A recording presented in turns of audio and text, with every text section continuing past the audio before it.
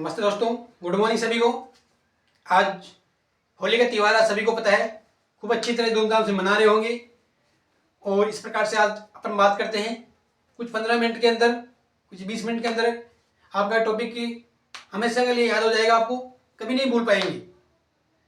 दोस्तों, आपको दिखाई दे रहा होगा बोर्ड के अंदर मेरा नाम आर की ज्योग्राफी क्लासेस जयपुर है। दोस्तों, तो अपन बात करते हैं, ज़्यादा बात करते नहीं हुए आप सभी अच्छी तरह से पढ़ रहे होंगे। ठीक है दोस्तों, इसमें अपन देखेंगे कि अटलांटिक महासागर की कौन सी जलधारा है, हिंद महासागर की कौन सी जलधारा है, और तुम्हारे के नाम से प्रशांत महासागर की कौन सी जलधारा है। ठीक है दोस्तों, उसका अपन बात करते हैं आज। तो सबसे पहले अपन बात करें दोस्तों, ये जो रेखा है ये भूमध्य रेखा है, ये यहां से गुजरी है। ये भूमध्य रेखा है, पूरे विश्व को दो भागों में बांटती है। ठीक है दोस्तों, सबसे पहले अपन बात करते हैं अटलांटिक महासागर की, कौन सी गर्म जलधारा है, कौन सी जलधारा से क्या प्रभाव पड़ता है, कौन सी जलधारा कहां से गुजरती है, कौन सी नहीं गुजरती है। सबसे पहले अपन बात करते हैं उत्तरी अटलांटिक महासागर की बात करते हैं। ये वाला क्षेत्र, इसके ऊपर वाला क्षेत्र है, ये उत्तरी अटलांटिक महासागर है। तो दोस्तों, सबसे पहले अपन देखते हैं कि जो 23.5 डिग्री उत्तरी गोलार्ध दक्षिण गोलार्ध यहाँ पर जो तापमान पाया जाता है वो वायुदाब कम पाया जाता है और तापमान अधिक पाया जाता है ना दोस्तों। इस प्रकार से यहाँ पर जो जलधारा होगी, यहाँ से जो जलधारा होगी शुरुआत होगी गर्म जलधारा के नाम से शुरुआत होगी। तो सबसे पहले अपन देखते हैं दोस्तों, जो उत्तरी अटलांटिक महासागर है इसमें अपन देखते हैं उत्तरी विषुवतीय अटलांटिक जलधारा है। दोस्तों, ये विषुवत रेखा से पश्चिम दिशा में चलती है और आगे चलती जाके दोस्तों ये ऐसे घूमती है, जो यहाँ ब्राजील देश है इसके टकराती है उत्तरी विश्व है। देखो नीचे तो दक्षिणी विश्व अटलांटिक महासागर आएगा, ऊपर उत्तरी अटलांटिक विषुवतीय अटलांटिक महासागर आएगा। इससे समझ जाना उत्तरी विषुवतीय अटलांटिक जलधारा है। ठीक है दोस्तों अपन बात करते हैं जलधारा आगे बढ़ती है और ये इस प्रकार से टकराती है, यहाँ पर ब्राजील के आधे हिस्से से टकराती है, जलधाराओं का रुख ऊपर की ओर हो जाता है, इस साइड आगे बढ़ती है, बढ़ के यहाँ पर क्यूबा द्वीप समूह है, यहाँ पर टकराती है जलधाराएं। यहाँ तो ये उत्तरी विषुवतीय अटलांटिक जलधारा के नाम से जानती है। आगे जाकर क्यूबा द्वीप से टकराती है और मेक्सिको खाड़ी में इधर घूमते हुए एक जलधारा तो ऐसे घूमती है और इस प्रकार से कैनी खाड़ी है, यहाँ पर मेक्सिको खाड़ी के आसपास कैनी नामक क्षेत्र है। तो जिस स्थान पर जो क्षेत्र होगा ज्यादातर जलधाराएं उसी के नाम से जानी जाएगी। ठीक है दोस्तों, तो ये जलधारा यहाँ घूमती है, क्यूबा महाद्वीप से टकराती है, क्यूबा द्वीप समूह से टकराती है। ये जलधारा इसके पूर्व तरफ से निकल जाती है, एक बाईं तरफ से निकल जाती है। आगे जलधारा जाके ऐसे घूम के चक्कर लगा के इधर से आएगी मेक्सिको खाड़ी के आसपास, तो इसको कैनी जलधारा कहेंगे।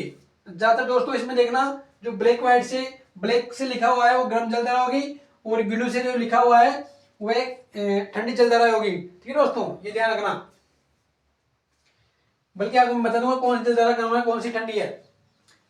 तो कैनी जलधारा यहाँ से चलती है मेक्सिको खाड़ी में, राउंड लगाती है, राउंड लगाकर आपस में जाकर ये दोनों जलधाराएं, ठीक है, एक तो कैनी जलधारा हो गई, इधर ये क्यूबा महाद्वीप की जो इधर पश्चिम पूर्व दिशा में है वह एंटली जलधारा के नाम से जानते हैं। ठीक है दोस्तों, एंटली जलधारा और कैनी जलधारा आपस में दोनों आगे बढ़ती है और फ्लोरिडा प्रांत है, यहाँ पर यूएसए का फ्लोरिडा प्रांत है, राज्य है, वहां पर जाकर दोनों एक जगह हो जाती है। तो इस प्रकार से फिर इसको फ्लोरिडा जलधारा के नाम से जानते हैं। ये भी गर्म जलधारा है। दोस्तों आगे बढ़ते हैं, गल्फ कंट्री आ जाते हैं। यहाँ पर न्यूफाउंडलैंड द्वीप समूह है यहाँ पर, तो गल्फ कंट्री स्थान पर आ जाता है, तो इसको गल्फ स्ट्रीम जलधारा के नाम से जानते हैं। ठीक है दोस्तों, अपन ने अब तक कितनी जलधारा पढ़ ली? 5 जलधारा पढ़ ली। उत्तरी विषुवतीय अटलांटिक जलधारा, कैनी जलधारा, फ्लोरिडा की जलधारा, गल्फ स्ट्रीम जलधारा और एंटलीज की जलधारा। ठीक है दोस्तों आगे बढ़ते हैं अपन। जैसे यहाँ पर इधर लेब्राडोर सागर है, जो ग्लेशियर पिघलते हुए हैं, तो वहां से जो हवाई संपर्क में आती है वो हवाई ठंडी होती है, और ठंडी होते ही यहाँ पर इधर नीचे की ओर गमन करती है, तो इस जलधारा को नाम देंगे अपने लेब्राडोर जलधारा। इसको नाम कह देंगे लेब्राडोर की जलधारा। दोस्तों सभी को पता है कि जो ठंडा इलाका है, जो हिमालय क्षेत्र है, जो ग्लेशियर है, वहां से जलधारा आएगी वो ठंडी जलधारा आएगी। इसलिए दोस्तों ये लेब्राडोर जलधारा जो ग्रीनलैंड के पश्चिम में स्थित है वो ठंडी जलधारा है। ठीक है दोस्तों, जो ये लेब्राडोर की जलधारा है वह ग्रीनलैंड के पश्चिम में स्थित है, ये ठंडी जलधारा है। उसी प्रकार से ग्रीनलैंड के पूर्व में इसी के नाम से पूर्वी ग्रीनलैंड जलधारा यहाँ आती है, आकर लेब्राडोर जलधारा यहाँ पर आएगी, पूर्वी ग्रीनलैंड जलधारा यहाँ पर आएगी, और गल्फ स्ट्रीम जलधारा यानी ठंडी जलधारा और गर्म जलधारा जहाँ पर आपस में मिलती है वहाँ मछली उत्पादन मतलब अच्छी तरह से होता है। यानी ठंडी जलधारा और गर्म जलधारा जहाँ पर दोनों आपस में मिलती है उस क्षेत्र एरिया में मछली उत्पादन का अच्छा होता है, क्योंकि जो ठंडी जलधारा है वो अपने साथ प्लैंकेट मतलब कुछ खाद्य पदार्थ अपने साथ लेकर आती है, जिससे मछलियों के लिए खाने के लिए वो लाभदायक हो जाता है। इस प्रकार से मछलियाँ मौसम के अनुसार ये इस क्षेत्र में पाई जाएगी। और न्यूफाउंडलैंड नामक द्वीप समूह है यहाँ पर, तो जो ये क्षेत्र इसका निर्माण हुआ उसको क्या नाम से जानते हैं, ग्रांड बैंक के नाम से। आपको एग्जाम में पूछेगा कि फ्लोरिडा प्रांत के न्यूफाउंडलैंड प्रांत के आसपास, न्यूफाउंडलैंड द्वीप समूह के आसपास जो जलधाराओं का जो मछली उत्पादन का क्षेत्र है उसको किस नाम से जाना जाता है, तो उसको क्या कहेंगे, ग्रांड बैंक के नाम से जाना जाता है। ग्रांड बैंक किस नाम से फेमस है, ग्रांड बैंक मछली उत्पादन करने के नाम से, मछली सर्वाधिक मछलियों का उत्पादन होता है इसलिए ग्रांड बैंक उस नाम से जाना जाता है। ठीक है दोस्तों, नेक्स्ट चलते हैं। अब जो ये जलधाराएं हैं है ना, ये जलधाराएं आगे उत्तरी अटलांटिक जलधारा के रूप में आगे बढ़ती है, उत्तरी अटलांटिक अफवाह जलधारा के नाम से आगे बढ़ती है, और आगे बढ़कर ये यहाँ पर जो ग्रीनलैंड समूह जो द्वीप समूह है ब्रिटेन देश समूह यहाँ पर टकराती है। कुछ जलधाराएं दक्षिण की ओर गति कर जाती है, कुछ जलधाराएं टकरा कर ऊपर की ओर चली जाती है। तो दोस्तों ये जलधारा जैसे ही ऊपर गई तो ये यहाँ पर क्या नाम से आइसलैंड द्वीप है। कौन सा द्वीप है यहाँ पर, आइसलैंड द्वीप है। ध्यान रखना दोस्तों, यहाँ पर कौन सा द्वीप है, आइसलैंड द्वीप है यहाँ पर, है ना। तो आइसलैंड द्वीप के पूर्व में जो जलधारा गुजरती है वो कौन सी जलधारा है, इरमंगीर की जलधारा। ठीक है दोस्तों, इरमंगीर जलधारा, दोस्तों ये जलधारा इसी की है, ये गर्म जलधारा है न कि ठंडी जलधारा। आइसलैंड के पूर्व में जो प्रवाह होती है जलधारा वो इरमंगीर की जलधारा है। आगे दोस्तों ये जलधारा कुछ जलधारा आगे नॉर्वे नामक देश में यहाँ पर निकल जाती है, यहाँ से गुजरती है। जो नॉर्वे की जो तटीय इलाके होते हैं जहाँ पर बर्फ जमती है उनको पिघलाने में ये जलधाराएं बहुत ही लाभदायक होती है। इसलिए वहाँ के जो बंदरगाह है, बंदरगाह के जो मतलब रास्ते हैं वो सर्दी के समय में वो मतलब जम नहीं पाते हैं, इसलिए वो हमेशा पतन खुले रहते हैं। कि उसने ऐसे पूछा जा सकता है दोस्तों कि उत्तरी यूरोप में कौन सी जलधारा जो पतनों मतलब यातायात की सुविधा के लिए ग्रीष्म ऋतु में मतलब जल को पिघलाने में सहायक होती है, तो नॉर्वे की जलधारा वो किस रूप में आगे बढ़ती है। ठीक है, तो नॉर्वे नामक स्थान पे गुजरती है, तो इस प्रकार से इसको नॉर्वे की जलधारा बोलते हैं। यह भी गर्म जलधारा है। ठीक है दोस्तों, उसी प्रकार दोस्तों यहाँ पर ये जलधाराएं है जो इधर से जो ठंडी जलधारा आती है, यहाँ पर जो बर्फीला इलाका है, और यहाँ पर जो गर्म जलधारा आती है। तो यहाँ पर भी दोस्तों ग्रीनलैंड या आइसलैंड के द्वीप समूह के पास में एक मछली उत्पादन क्षेत्र बन जाता है। उस क्षेत्र का नाम क्या है, टागर बैंक है। क्या नाम है दोस्तों, टागर बैंक है। ठीक है दोस्तों, इसका नाम टागर बैंक है। ध्यान रखना कि टागर बैंक कहाँ है, यूरोपीय के पश्चिमी क्षेत्र में है, जहाँ पर गर्म जलधारा और ठंडी जलधारा जो आपस में मिलती है उससे जो बैंक का निर्माण होता है वो टागर बैंक के नाम से जाना जाता है। ठीक है दोस्तों, नेक्स्ट दोस्तों ये जलधारा यहाँ टकराती है और इस जलधारा का रेनली जलधारा के नाम से जानते हैं। आपको ऐसा पूछा जाता है कि दोस्तों देखो एक बात हो, उससे पहले आपको एक और समझा देता हूं कि उत्तरी ध्रुव होता है, यहां से लेकर यहां तक उत्तरी ध्रुव है, यहां से लेकर यहां तक दक्षिण ध्रुव है। दोस्तों जो जलधाराएं होती है आप सभी को पता है, अपनी घड़ी की सुई, ये घड़ी है अपने दोस्तों, ध्यान रखना ये छोटी छोटी बातें ये समझ में आनी चाहिए आप सभी को।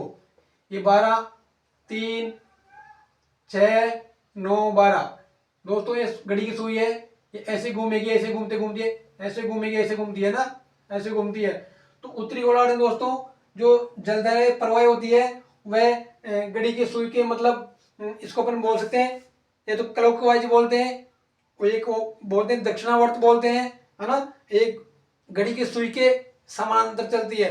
तो उत्तरी ध्रुव में जो जलधारा चलती है वो घड़ी के सुई के समानांतर चलती है, दक्षिणावर्त चलती है, क्लॉकवाइज चलती है। यह ध्यान रखना दोस्तों। देखो ये ऐसे घूम रही है घड़ी की सुई की तरफ ना, ऐसे घूम रही है, ध्यान रखना। नेक्स्ट अपन बात करते हैं दोस्तों, तो ये भी गर्म जलधारा हो गई दोस्तों। ये गर्म जलधारा है, यहाँ पर जो जलधाराएं होती हैं वो जो समुद्र का पानी होता है उसको मतलब ऐसे ऊपर उड़ा के वाष्पीकरण बना के ले जाती है। फिर नीचे जो समुद्र का पानी से नीचे जो पानी निकलता है वो पानी ठंडा रूप में निकलता है ना। यूपर का पानी तो आगे बढ़ जाता है और जिससे नीचे जो जलधाराएं बढ़ेगी उससे नीचे ठंडा पानी रोकेगा। तो आगे जाकर ये जो दक्षिण अफ्रीका के आसपास क्षेत्र में, यूरोप के आसपास क्षेत्र में ठंडी जलधाराओं का निर्माण हो जाता है। तो दोस्तों किनारी जलधारा एक ठंडी जलधारा है, ध्यान रखना। देखो इसका कलर कौन सा है, ब्लू कलर है ना, तो एक किनारी जलधारा ठंडी जलधारा है। वापस फिर ये उत्तरी विषुवतीय अटलांटिक जलधारा में मिल जाती है और वापस इस प्रकार से ये राउंड चलता रहता है। ठीक है दोस्तों, उत्तरी अटलांटिक महासागर की जलधारा हो गई। कितनी जलधारा हो गई? 1 2 3 4 5 6 7 8 9 10 11 12 12 मतलब 12 जलधाराएं ऊपर उत्तरी अटलांटिक हो गई, जिसमें ठंडी जलधारा कितनी है? 1 2 3। ठीक है दोस्तों, 3 जलधारा ठंडी जलधारा है, बाकी 9 जलधारा गर्म जलधारा है, ध्यान रखना। दक्षिण अटलांटिक महासागर में अपन चलते हैं कि दोस्तों ये जो दक्षिणी विषुवतीय अटलांटिक महासागर जलधारा है ये पश्चिम की ओर गमन करती है, ब्राजील देश से टकराती है। ब्राजील देश टकराने का इस जलधारा का नाम क्या दे दिया? ब्राजील जलधारा दे दिया, ब्राजील जलधारा दे दिया। ठीक है दोस्तों, फिर ब्राजील जलधारा दक्षिण की ओर गमन करती है और आगे जाकर ये पश्चिमी पवन अफवाह जलधारा में मिल जाती है। लेकिन दोस्तों उससे पहले जो पश्चिमी पवन अफवाह जलधारा है वह क्यूबा फोकलैंड द्वीप समूह से टकराती है और टकराने का इसके आसपास जो जलधारा चलती है एक जलधारा रूप में आगे बढ़ जाती है। वो इस प्रकार से फोकलैंड की जलधारा के नाम से जानते हैं, क्योंकि ये जलधारा है ये जलधारा इसका भाग है, यहाँ टकराती है तो आगे बढ़ती है, फोकलैंड द्वीप के आसपास घूमती है। इस प्रकार से ये फोकलैंड जलधारा ठंडी जलधारा है। ठीक है दोस्तों, ब्राजील की जलधारा आगे बढ़ती है और पश्चिमी पवन अफवाह जलधारा में शामिल हो जाती है। आगे जाकर फिर दोस्तों ठंडी हो जाती है, इसी के नाम से जानते हैं। आगे जाकर ये तुम्हारे केप टाउन वगैरह दक्षिण अफ्रीका क्षेत्र में यहाँ पर टकराती है और जलधारा ठंडी जलधारा दोस्तों ने ना, ये जलधारा ठंडी जलधारा है। आगे ये जो टकराएगी तो ये जलधारा वापिस से उत्तर की ओर गमन करती है और इसको बेंगुला जलधारा के नाम से जानते हैं। बेंगुला नामक एरिया है, मतलब कुछ क्षेत्र है यहाँ पर, तो इस प्रकार से बेंगुला जलधारा के नाम से इसको जानते हैं। वापिस इसी दक्षिण विषुवतीय अटलांटिक महासागर में मिल जाती है। ठीक है दोस्तों, इस प्रकार दोस्तों अब ध्यान रखना। दक्षिण गोलार्ध की बात अपन करते हैं। घड़ी की सुई आप सबको तो ऐसे घड़ी की सुई ऐसे घूम रही है दोस्तों, आप ऐसे घूमती है ना, लेकिन दोस्तों देखो जलधारा ऐसे घूम रही है, तो इसको अपन क्या बोलेंगे? घड़ी की सुई की विपरीत बोलेंगे और एंटी क्लॉकवाइज बोलेंगे और वामावर्त बोलेंगे। ठीक है दोस्तों, वामावर्त बोलेंगे लेकिन उल्टी बोलती है। वामावर्त एंटी क्लॉकवाइज और घड़ी की सुई की विपरीत दिशाओं में दक्षिण गोलार्ध की जलधाराएं चलती है। तो दोस्तों इसमें ठंडी जलधारा कौन कौन सी हो गई? फोकलैंड जलधारा हो गई, बेंगुला जलधारा हो गई और पश्चिमी पवन अफवाह जलधारा हो गई। और ये ब्राजील की जलधारा गर्म है और दक्षिणी विषुवतीय अटलांटिक जलधारा गर्म है। ठीक है दोस्तों, ध्यान रखना। 12 तो ऊपर हो गई, 13 14 15 16 17। ठीक है दोस्तों, उसी प्रकार अपन देखते हैं दोस्तों हिंद महासागर में अपन चलते हैं। हिंद महासागर ध्यान रखना है, ये हिंद महासागर है, ये अफ्रीका है, ये ऑस्ट्रेलिया है, ये अपने एशिया का ऊपर अपना भारत आ गया। ठीक है, तो ये क्षेत्र इंडोनेशिया वगैरह ये आ गया, ये है ना। तो इस प्रकार से अपन देखते हैं ये क्षेत्र वाला, ये वाला क्षेत्र है, ये दक्षिण, ये हिंद महासागर क्षेत्र है दोस्तों। यहाँ पर दक्षिण विषुवतीय जलधारा चलती है और आगे जाकर सोमालिया नामक देश से टकराती है और नीचे गमन करती है। गमन करके ये मोजाम्बिक नामक देशों में आगे घूमती है और इस प्रकार से मेडागास्कर द्वीप से टकराती है।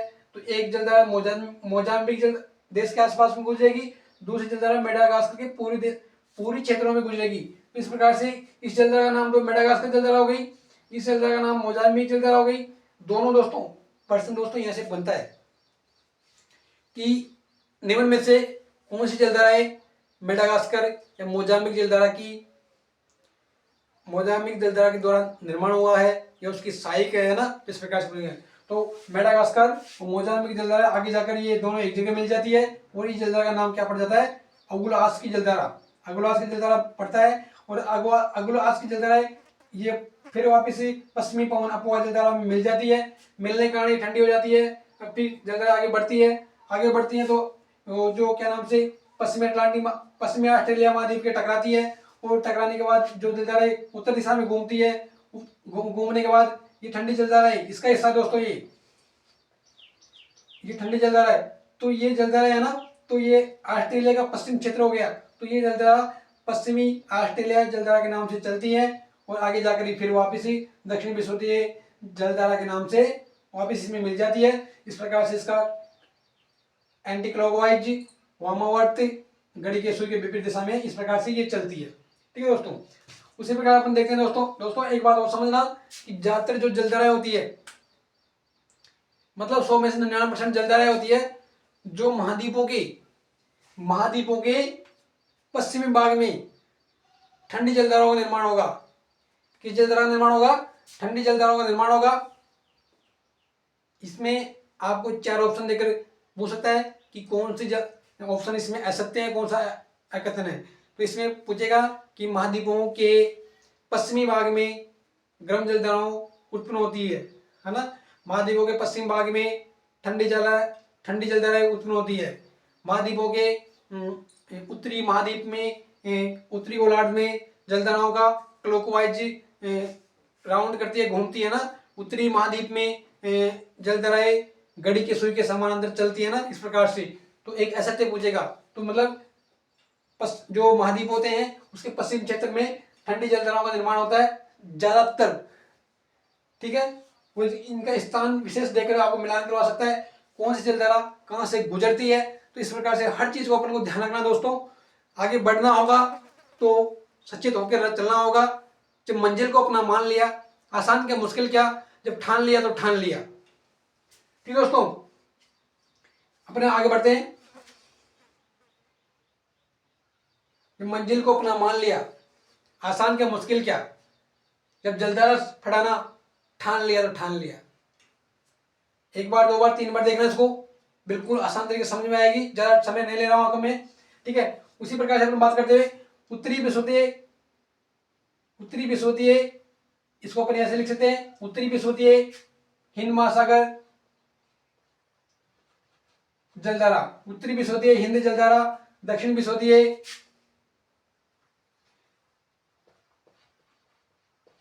हिंद जलधारा, हिंद महासागर में चल लिया ना। दक्षिण विषुवतीय हिंद महासागर जलधारा, उत्तरी विषुवतीय हिंद जलधारा, ध्यान रखना। ठीक है, तो उत्तरी विषुवतीय आगे बढ़ती है दोस्तों। आगे बढ़ के जलधाराएं होती है, ये सोमाली द्वीप से टकराती है, ये गर्म जलधाराएं है ना।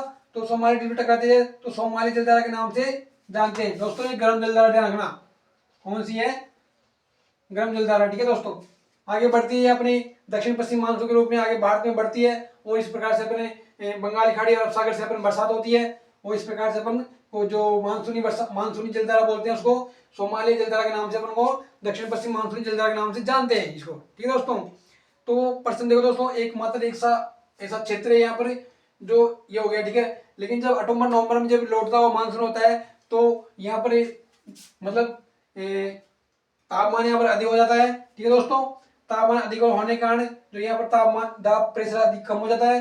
तो देखना दोस्तों, तापमान और दाब प्रेशर में दोनों में विपरीत संबंध होता है। जहां पर दाब प्रेशर अधिक होगा वहां पर तापमान कम होगा, जहां पर तापमान अधिक होगा वहां वायु दाब कम होगा। ठीक है दोस्तों, इस प्रकार से।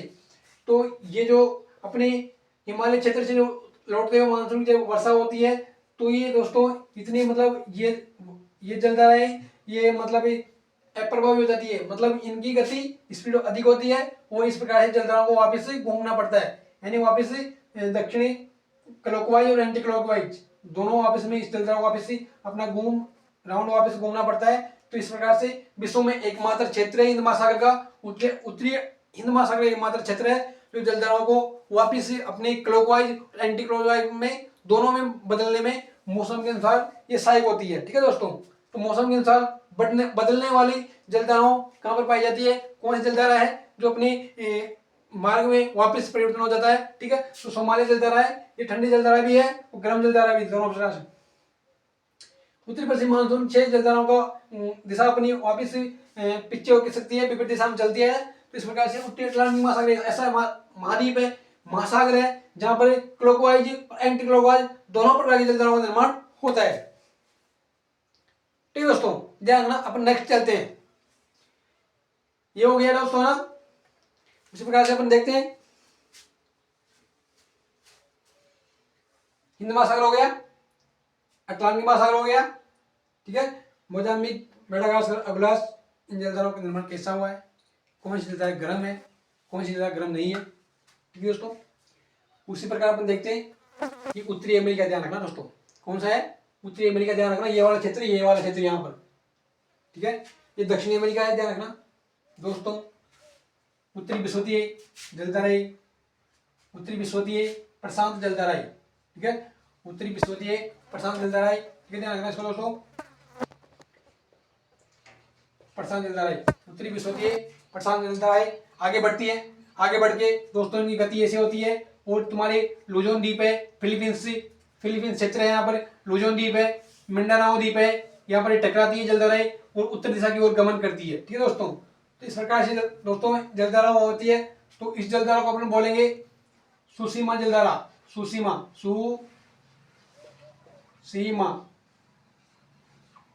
सुसीमा जलधारा है दोस्तों, गर्म जलधारा है, विशुद्ध ना। सुसीमा जलधारा है, इसको बोलेंगे अपन क्यूराइल जलधारा। क्यूराइल दोस्तों, थोड़ा मार्कर नहीं चल रहा तो ये जलधारा चलती है। थोड़ा कंफ्यूज हूं मैं इन दोनों जलधाराओं में, आपको सुधार कर लेना, मैं बता दूंगा आपको। सुसीमा जलधारा ये है ना, सुसीमा जलधारा है, ये आगे बढ़ती है और जापान के पश्चिमी दिशा में चलते हुए आगे बढ़ती है ना। इस प्रकार से यहाँ पर क्यूराइल नामक इस प्रकार से जलधारा है, ये भी आगे बढ़ती है। दोनों टकराती है, कहां पर टकराती है, लुजोन द्वीप पर, मिंडानाओ द्वीप पर टकराती है। ठीक है, उत्तरी विश्वतीय जलधारा आगे बढ़ती है। तो दोस्तों एक तो ये हो गई, एक ये हो गई, दो एक ये हो गई, इस प्रकार 3 जलधाराएं गर्म जलधारा हो गई। ठीक है, फिर आगे ये जलधाराएं उत्तरी प्रशांत अपोह जलधारा आगे बढ़ती है। आगे बढ़ के यहाँ पर तुम्हारे अलास्का नामक क्षेत्र में गुजरती है। तो इसको इस प्रकार से जो अपन ने अलास्का जलधारा के नाम से जानते हैं, एक गर्म जलधारा है दोस्तों ना, आगे बढ़ती है। उसी प्रकार दोस्तों सुसीमा जलधारा, क्यूराइल नामक जलधारा आपस में जापान के उत्तरी दिशा में यहाँ पर एक मछली उत्पादन नामक क्षेत्र का निर्माण करती है। और यहाँ पर जो ऊपर से आती है ओएसिया जलधारा, ठंडी जलधारा, ध्यान रखना। और ओकोटस जलधारा जो हिमालय क्षेत्र होता है, ये भी ठंडी जलधारा है। ये तीनों जलधारा आपस में मिलती है, तो इस प्रकार से जलधारा को निर्माण करती है। तो यहाँ पर मछली उत्पादन क्षेत्र का निर्माण होता है। ठीक है दोस्तों, नेक्स्ट अपन चलते हैं कि ओएसिया की जलधारा है, ओकोटस जलधारा है। तो ये प्रशांत महासागर के क्षेत्र में, उत्तरी प्रशांत महासागर में, ना कि दक्षिणी प्रशांत महासागर में, ध्यान रखना दोस्तों। ये जलधारा उत्तरी प्रशांत अपोह जलधारा आगे बढ़ती है, अलास्का द्वीपों से टकराती है। यहाँ पर कैलिफोर्निया नामक देश है, यहाँ से टकराती है। तो यहाँ के फिर वही जो ये वाली कंडीशन है, यहाँ पर जो गर्म जलता है, गर्म जलता वो के नाम से ऊपर चले जाएगा, वहां से जो जल निकलेगा ठंडा निकलेगा। तो इस प्रकार से कैलिफोर्निया नामक देश के अंदर ये जलधारा जो ठंडी जलधारा के रूप में आगे बढ़ती है। आगे बढ़ के ये उत्तरी विश्वतीय प्रशांत जलधारा में मिल जाती है। ठीक दोस्तों, समझ में आ रहा है ना आपके कि मैं ये कह रहा हूं कि उत्तरी विश्वतीय जो प्रशांत महासागर जलधारा है आगे बढ़ती है, लुजोन द्वीप से टकराती है, मिंडानाओ द्वीप से टकराती है, और यह अलग अलग क्षेत्रों में बढ़ जाती है। फिर क्यूराइल जलधारा जो जापान के पश्चिम क्षेत्र में, जो पूर्वी क्षेत्र में क्यूराइल नामक जलधारा है। फिर ये सुसीमा जलधारा है। क्यूराइल जलधारा का कुछ भाग उत्तरी प्रशांत अपोह क्षेत्र के नाम से आगे बढ़ता है ना, आगे बढ़ता है। और ये सुसीमा जलधारा आगे बढ़ती है, और इस प्रकार से फिर इधर से ओकोटस जलधारा, ठंडी जलधारा ये आ जाती है। जो वहाँ साइबेरिया नामक क्षेत्र है ना, जहाँ पर रूस का सबसे बड़ा क्षेत्र ग्लेशियर नामक क्षेत्र है, तो वहाँ से ठंडी जलधारा आती है। ओएसिया जलधारा यहाँ पर आती है ना। ओएसिया जलधारा वेरिंग जल संधि, जो देखो आपने कहा था कि एशिया महाद्वीप को, एशिया महाद्वीप और उत्तरी अमेरिका महाद्वीप को जो मिलान वाला क्षेत्र होता है, जो जल संधि होती है, वो जल संधि यहीं पे है, बेरिंग जल संधि। बेरिंग जल संधि यहाँ पर पाई जाती है दोस्तों ना। ये दोनों क्षेत्र आपस में मिल जाते हैं, और इस प्रकार से बेरिंग जल संधि का निर्माण यहीं पर होता है, ध्यान रखना। तो ये जलधारा यहाँ से आती है, दोनों तीनों चारों यहाँ पर आकर मिल जाती है और इस प्रकार से बिजली उत्पादन यहाँ पर सर्वाधिक होता है। कुछ जलधाराएं, ये जलधारा आगे अलास्का नामक क्षेत्र में चल जाती है और अलास्का जलधारा के नाम से जानते हैं इसको, ठीक है दोस्तों, टकराती है। फिर आगे ये इस प्रकार से कैलिफोर्निया जलधारा में गर्म जलधारा ऊपर वाष्पीकरण के रूप में हो जाता है, फिर समुद्र से नीचा ठंडा जल निकलता है। ठंडा जल निकलने के कारण फिर कैलिफोर्निया जलधारा का नाम कैलिफोर्निया नामक प्रांत में इस जलधारा को कैलिफोर्निया जलधारा के नाम से जानते हैं दोस्तों। नेक्स्ट अपन बात करते हैं, बस 2 मिनट की बात है, ज्यादा समय नहीं ले रहा होगा मैं।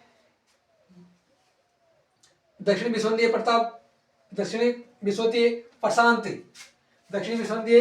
प्रशांत जलधारा ये पश्चिम दिशा में बढ़ती है आगे, वो पापुआ न्यूगिनी द्वीप समूह यहाँ से टकराती है।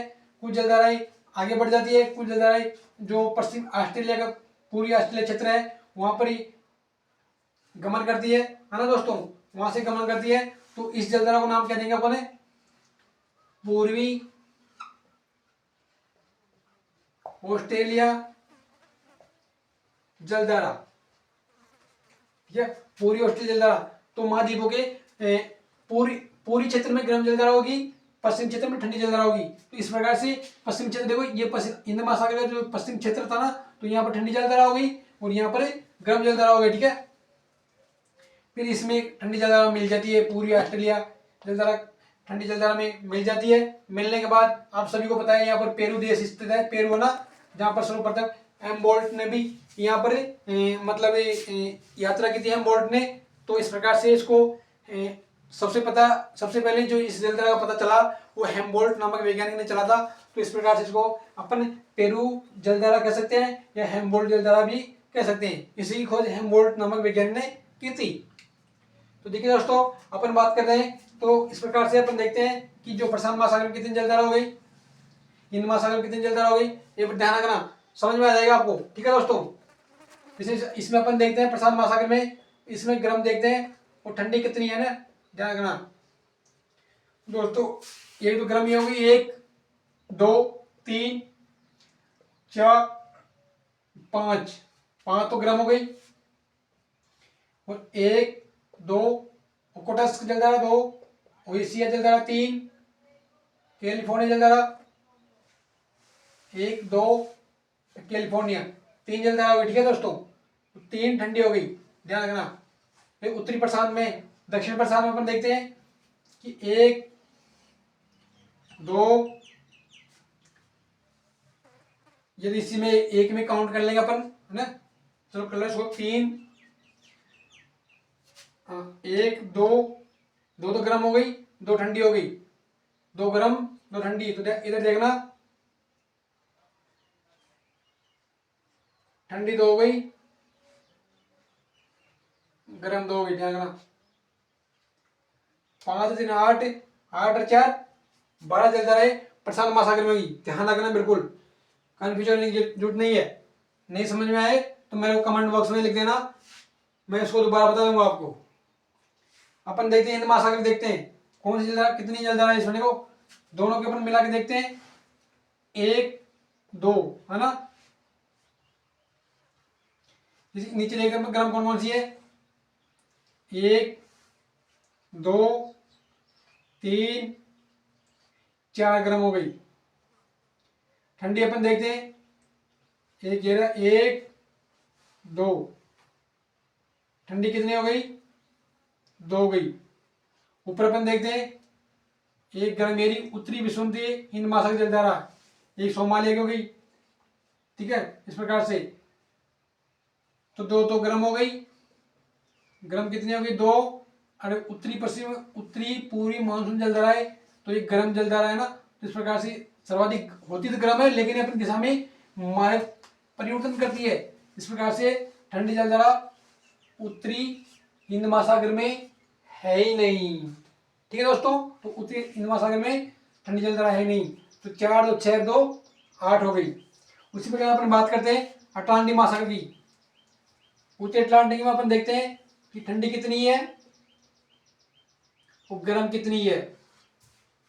देखो 1 2 उत्तरी विश्वती अटलांटिक महासागर जलता रहे, केवी जलता रहे 3, एंटली जलता रहे 3 और फ्लोरिडा जलता रहे 4, गल्फ स्ट्रीम जलता रहा 5, इलमिंगरी जलता रहा 6, नॉर्वे जलता रहा 7, रेनेल जलता रहा 8। ठीक है दोस्तों, 8 हो गए ना। 8 तो ये हो गई उत्तरी अटलांटिक महासागर में, कितनी होगी 8 तो ये हो गई गर्म ठंडी। देखते हैं अपन 1 2 और 1 3, 8 3, ठीक है। इस प्रकार 3 ये रही, ये उत्तरी अटलांटिक महासागर की हुई। ध्यान रखना। दक्षिण अटलांटिक महासागर के अपन देखते हैं 1 2 2 दोस्तों गर्म हो गई, इधर लिख लेना, यहां पर ध्यान रखना। 2 गर्म हो गई। ठंडी अपन देखते हैं, जो ये क्या नाम है ठंडी अपन देखते हैं ना, फोकलैंड जल रहा है और पश्चिमी पवन अपुआ जल रहा है और बेंगुला जल रहा है। तो ठंडी हो गई,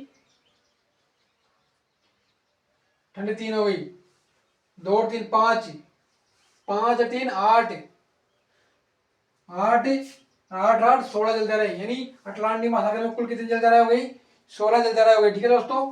दोस्तों आप सभी को बताया कि जो इन जलधाराओं को जो प्रभावित करने वाले कारक है वो भी मैं इसमें दिखा रखा हूँ, आप सभी को समझ में आया होगा। तो देखो अपन देखते हैं इसे प्रभावित करने वाले कारक है। तापमान होगा, जैसे तापमान होगा जलधारा चलेगी, जैसे घनत्व होगा वहां पर उस प्रकार से घनत्व के हिसाब से भी जलधाराएं चलती है। दबाव भी इसको प्रभावित करता है, लवणता भी इसको प्रभावित करता है, ऊंचा उच्च भी इसको प्रभावित करता है जलधाराओं को। नदियां हैं, नदियों जहाँ पर नदियां होती है वहां पर जो पानी अपन लाती है तो मतलब ठंडा जलधारा ठंडी पानी लेकर आती है, तो इस प्रकार से ये भी प्रभावित करती है। अपन देखते हैं आकृति, आकृति विशेष का भी बहुत ही ज्यादा मतलब इसमें प्रभाव पड़ता है। तो इस प्रकार से दोस्तों अपन ने पढ़ा विश्व की प्रमुख जलधाराओं के नाम, कौन सी जलधारा किस नाम से जानी जाती है, कौन सी जलधारा इसमें ठंडी है, कौन सी जलधारा कहाँ से गुजरती है दोस्तों।